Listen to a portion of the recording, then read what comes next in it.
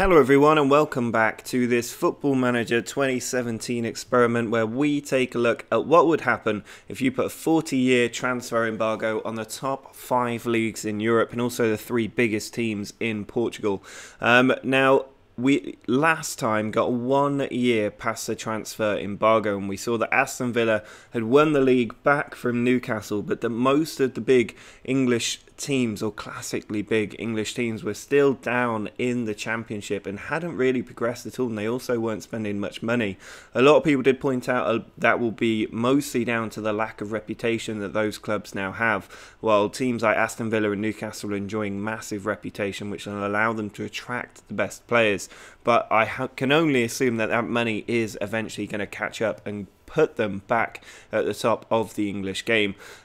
So today the plan is to go forward about 5 or 6 years. We'll then have a look through all of the leagues again, see if they've changed much at all. We'll look at the European competitions, and also we'll look at a bit more detail at some of the clubs that have been spending money since the transfer embargo has come to an end. So let's go forward that 5 or 6 years and then we'll take another look at where we are. Well, when we left off last time in the Italian Serie A, Inter Milan had continued their unprecedented, really, dominance of the Italian league by winning another title. But the likes of Juve and AC Milan had both also moved up the table, as had Roma. Spal and Novara, Bari as well, who'd all done well in the past, was starting to drop down a little bit. The following year, Juventus did win the title, and you can see the top 4 in Italy starting to have very familiar faces in there. Inter dropping down to 3rd and Juventus restoring their place at the top of the league. The following year, AC Milan got their turn at the title. Interesting that Cosenza managed to get up to 4th place, a team that aren't even in Serie A when we started this experiment. Benevento up there as well. The following year, Novara actually won the title. So despite the transfer embargo being listed, some of these new up-and-coming teams have managed to actually win, and Novara are actually classified as rich.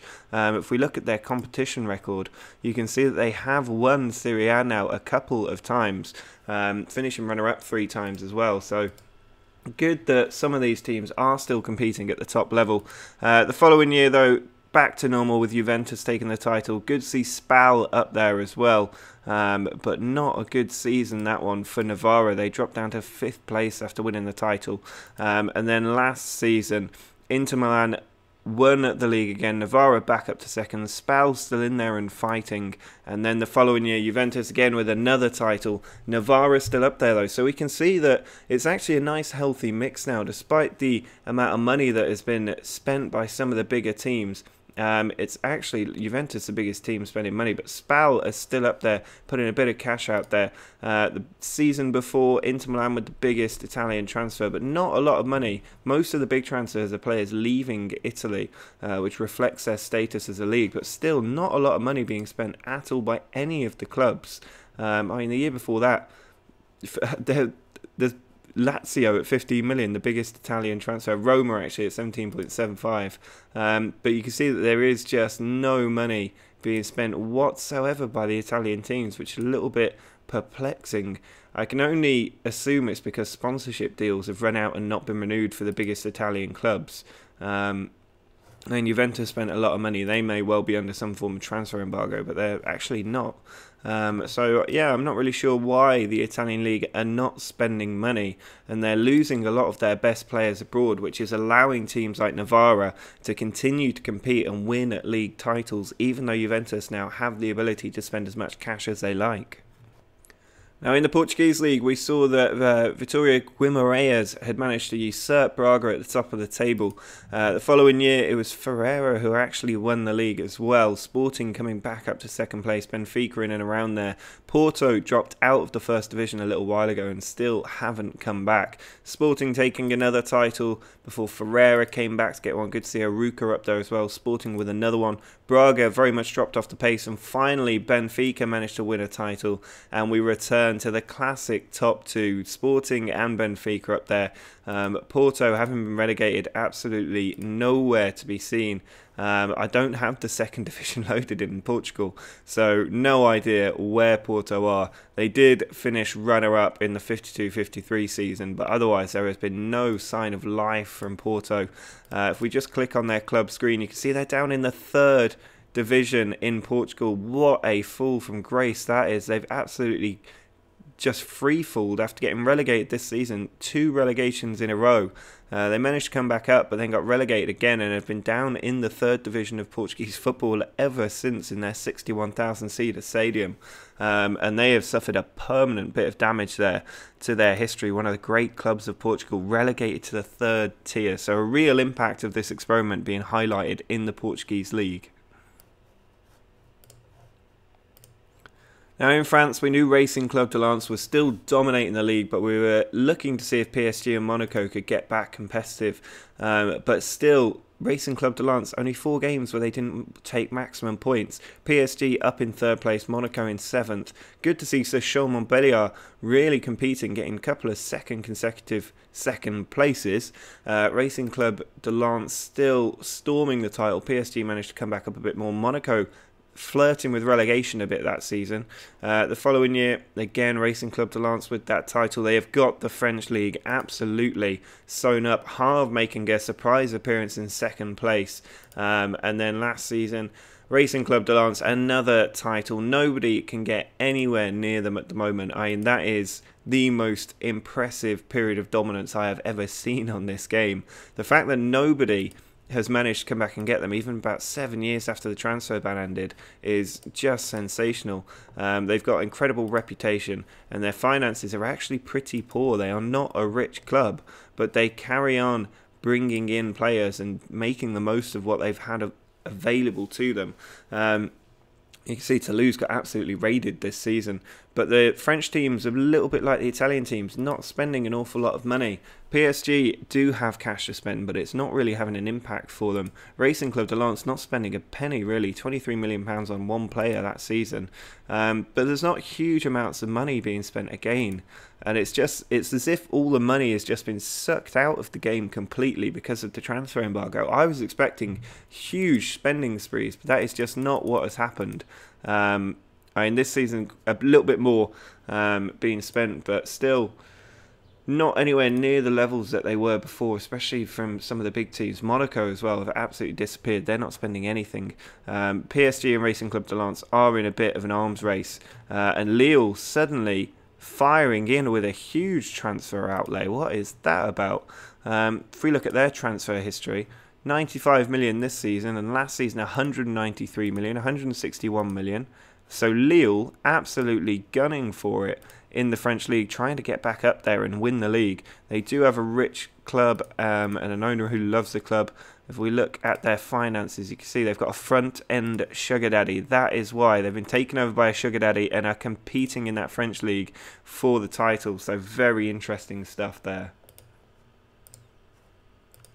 Now in the Spanish La Liga, we knew Barcelona had domination, but that Real Madrid was spending an awful lot of money to try and close that gap. And the following year, Real Madrid actually fell out of Champions League qualification, Barcelona storming the title. Real Madrid did come back the following year, again Barcelona maintaining their grip on the top before we returned to the sort of picture we were used to before this embargo began, with both teams getting nearly 100 points, but Barcelona getting 2 more than Real Madrid. The following year, again Barcelona pipping Real Madrid, before Real Madrid finally won the league, 7 points clear of Barcelona, getting that La Liga title, before Barcelona again came back to take it. And you can see that Barcelona, all of the dominance. Real Madrid win their first title for around 30 years, so that is how long a drought it has been for Real Madrid, waiting for La Liga. I bet there would have been parties on the street in Madrid that night. But if we look at the transfers, it's easy to see why Real Madrid are getting back up there. I mean, they actually lost a player to Aston Villa for £91 million. We'll get to that later. But Barcelona and Real Madrid, the only Spanish clubs really spending any money whatsoever. And then you have Getafe down here. If we just drop back through the years, Again, Barcelona at the top, but not huge amounts of money being spent. Real Madrid, though, £88 million on a player from Brighton and £51 million. And then another one for about £30 million. Really putting in a big transfer outlay, one that Barcelona aren't really competing with at the moment. So that could be a huge source of power for Real Madrid if they continue to spend more than Barcelona do. I mean, £113 million on a man from PSG. Aston Villa, they're spending a lot of cash at the minute. But Real Madrid are really going for it in the transfer market. And looking at their individual club spend, you can see it that year they must have had a transfer embargo on them. But well over 150 million being spent every season as they try to reclaim their position at the top of Spanish football. Now, the Bundesliga is the most reputable league behind England, so the second most reputable league in football at the moment. And last time Stuttgart had established a period of dominance at the top, we were looking to see if Bayern Munich were going to come back, but they didn't the following year. They finished 8th, Bayern Munich. Stuttgart still at the top. Again, Stuttgart winning the league quite comfortably. And again, taking it again. There's not a lot of competition for them in this German league, and Bayern Munich sitting down in 8th place consistently before finally Hanover managed to steal the title just ahead of Kaiserslautern, with Stuttgart in 3rd place. So Stuttgart letting their lead slip before coming back to take it again. But Bayern Munich absolutely nowhere to be seen. You can see at the moment it's just Hanover and Stuttgart winning the league. And they're the only teams to have won the league for the last 30 years. So huge domination from those teams. Kaiserslautern have been coming back. They aren't even a rich club. I thought they would have had a little bit more cash, considering they were challenging right up at the top of the table for the last 10 years. But it is just Stuttgart and Hanover. Stuttgart undoubtedly the new Bayern Munich at this point. If we look at their club details and their finances, you can see they've got a huge amount of money available to them, and an owner who loves the club. So a little bit like Racing Club de Lens, so establishing a period of domination, and nobody, even Bayern Munich, cannot catch them. Bayern really a mid-table team in German football now. Despite having a rich valuation, they just cannot get the money out there. They've got no transfer budget because they must have exceeded their financial fair play. And you can see that they have spent a lot of money. There's been years where they haven't spent much, probably because of financial fair play. But yeah, interesting that some of these transfer embargoes have had no impact on the way that the league is working. I was expecting big clubs to come back and, especially over 5 or 6 year periods, start to climb back up the table. But that just has not happened whatsoever in most of the European leagues. Now, in the Premier League, when we left off, Aston Villa had won the league, but the big teams down in the Championship had not managed to get promoted despite the transfer ban coming to an end. And Aston Villa actually doing an unbeaten title that year, which I didn't even notice. The following year, again, Aston Villa won the league ahead of Huddersfield. No more teams up in there getting promoted. The following year, Arsenal did get up, finished 17th, just avoiding relegation by a point.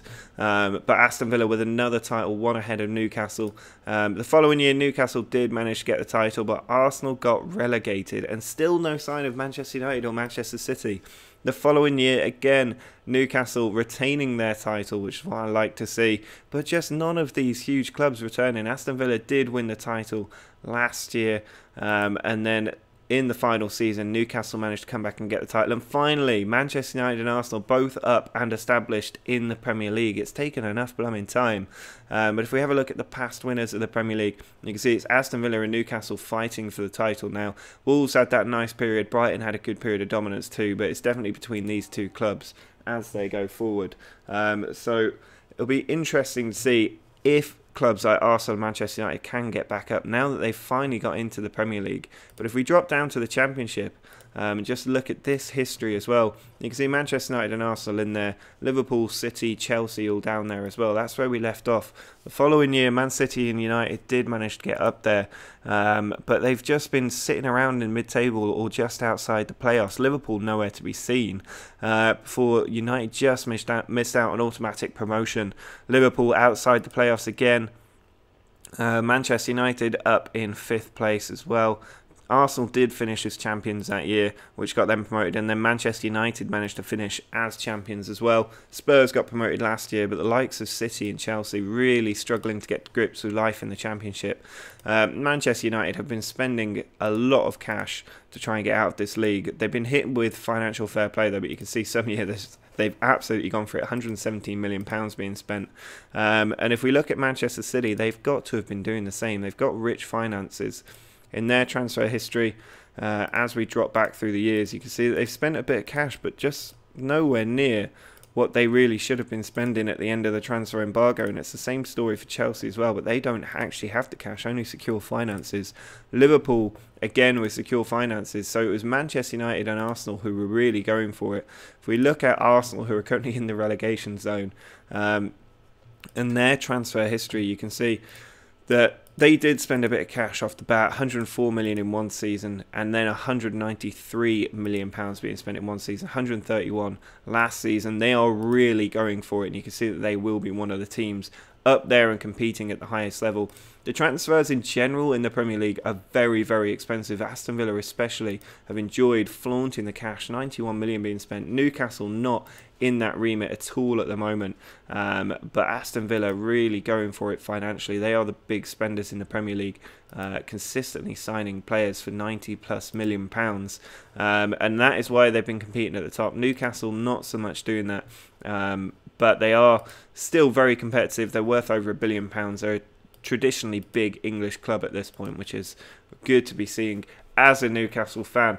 But yeah, it's going to be interesting if Manchester United and Arsenal can compete at the top level, because I'm not sure that they're really getting there.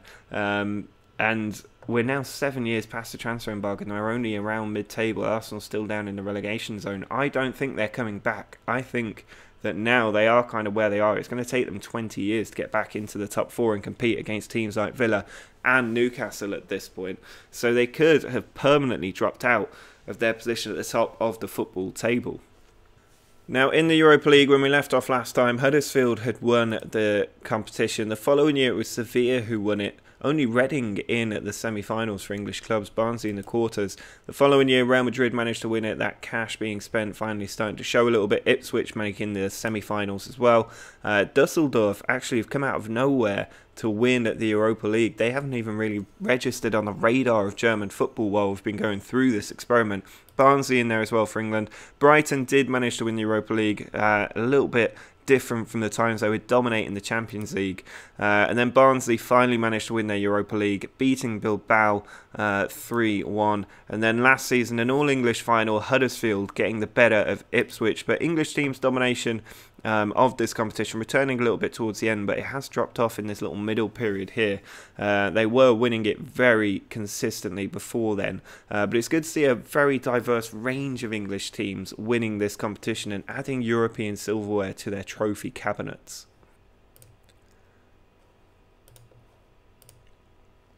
And when we left off last time in the Champions League, Aston Villa beat Newcastle on penalties to take the European title. The following year, it was actually Huddersfield who won the Champions League. Kaiserslautern, who we saw resurgent in German football, beaten in the final, but Huddersfield finally winning European Cup some time after they last won one. And then the following year, they nearly retained it, but Racing Club de Lens finally getting their European Cup. They have been very short-served in the Champions League, not getting as many titles you would expect the dominant team in France to get. The following year, though, Newcastle get revenge on Aston Villa, a penalty shootout win for them, heartbreak for Villa.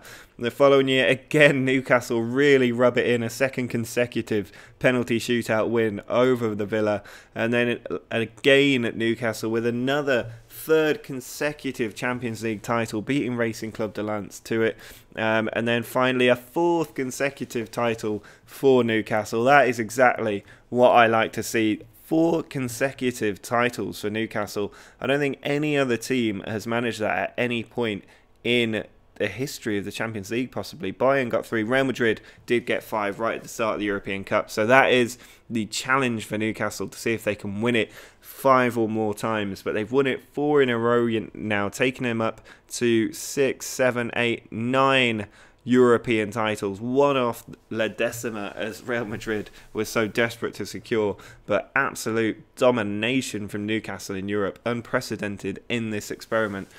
So very happy to be seeing that as a Newcastle fan. Now, this experiment has gone very well for those of you out there who are also Newcastle fans. But I think that is going to be it, possibly for this experiment. It might well be the end, because we've seen that it's really difficult for the big English teams to get back to the top of the table. And the pattern is looking very familiar across all of the European leagues at this point as to what the new established order is, what the new status quo is in European football. And it is very different.